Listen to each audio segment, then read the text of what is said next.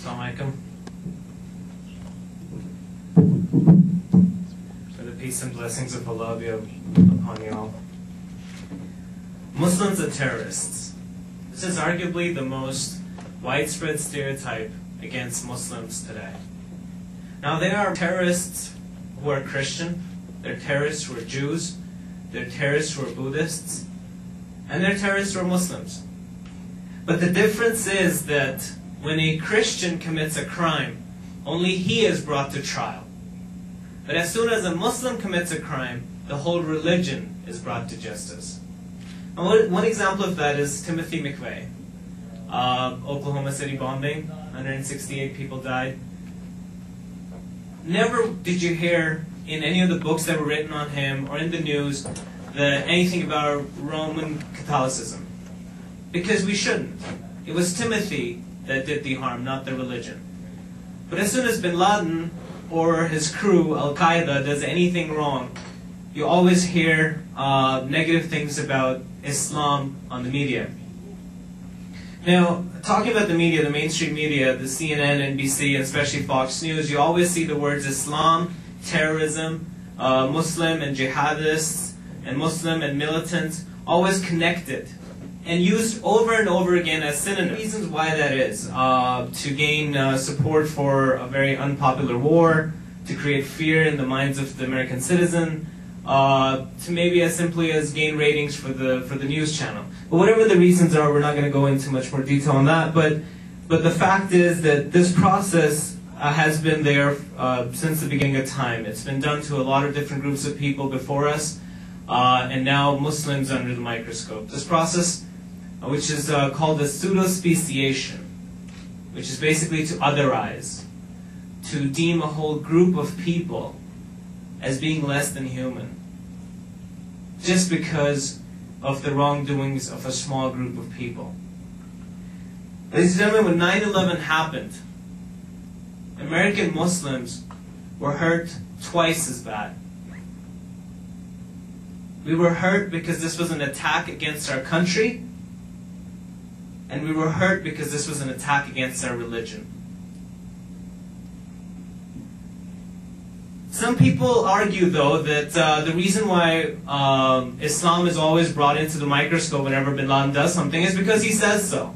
He says, "I'm doing this for Islam." You know, now how ironic that we take the word of a terrorist. I mean, he said he's doing it for Islam, so that's what it should be. But he uses Islam. He uses Islam to go into the villages where people are living under poverty levels, and he provides them a purpose of living. They're illiterate, they're ignorant, they don't know any better, and he tells them, your lives here on earth are miserable, why don't you make something of the life hereafter? By strapping on a bomb and killing a bunch of civilians, you'll end up in paradise. But he's able to manipulate those people. But we, as American citizens, are smart.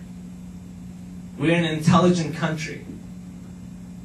Our president might not reflect that, but we as a people are really smart, and we should actually look into the sources of where Islam comes from. The Quran, the Hadith, the teachings of the Prophet, and not what a terrorist says about our religion.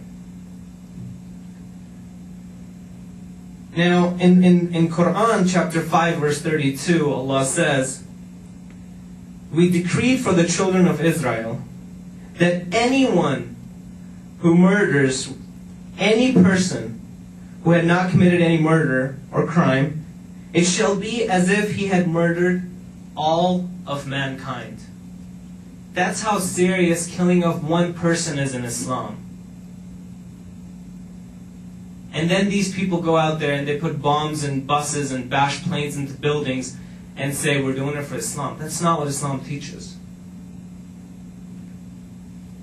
Now, another thing that bin Laden uses a lot is the early on battles of Prophet Muhammad. The Battle of Badr and the Battle of Uhud. Now he uses them and says, you know, the Prophet was fighting, what are you doing? You know, just pick up some weapons and let's go.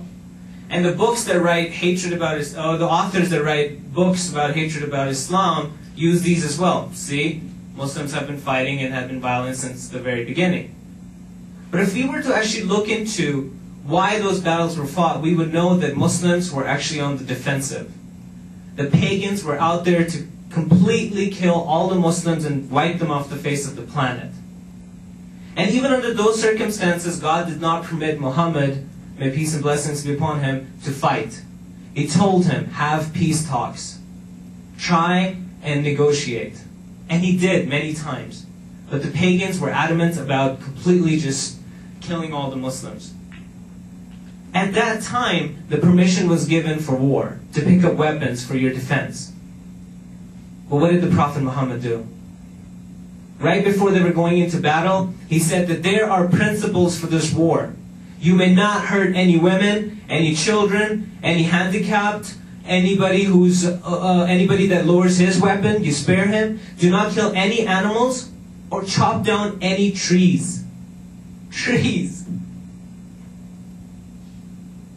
And these were the rulings of war, and it went further. You know, if someone lowers their weapon, you spare them. If you have any prisoners of war, you treat them like you treat yourself. You feed them, you clothe them, you treat them with respect. And these were the early on wars. These are what Prophet Muhammad ﷺ fought. And we as Muslims, his life is basically our whole religion, because we try to imitate everything that he does. Islam is a way of life for us. And this is exactly what he teaches. But on the other side, then people justify acts of terrorism. Now, just to end, Islam was brought as a mercy to mankind. It's a religion that teaches nothing but compassion, about mercy. I mean, so much so that Muslim parents tell their kids not to kill insects. Insects. You know, just pick them up and take them outside or something. Don't just kill them. So, there are terrorists out there, and there are Muslim terrorists out there. But to put the collective guilt on 1.2 billion Muslims, like Salahuddin mentioned, is not fair. Thank you. When in fact, they're nothing